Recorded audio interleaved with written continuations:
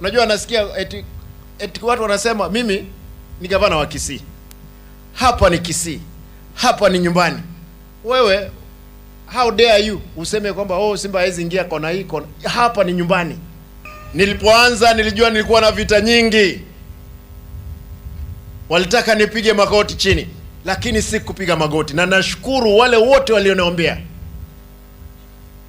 Mmoja yule ambaye alitolewa ofisini alikuwa amechochea hawa viongozi wa serikali. Huyu mtu alikuwa anaitwa Gachagua. Alikuwa ameweka vitina kwa county commissioner hapa. Hawa askari wote walikuwa wananikimbiza kila mahali.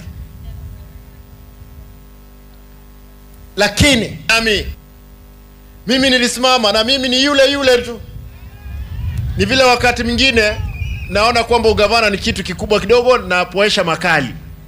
Lakini sasa kuelekea mbele, kwa sababu nimeona mchezo, siwezi kubali. Afadhali nife nikiwa nimesimama, lakini siwezi kufa nikiwa nimepiga magoti chini.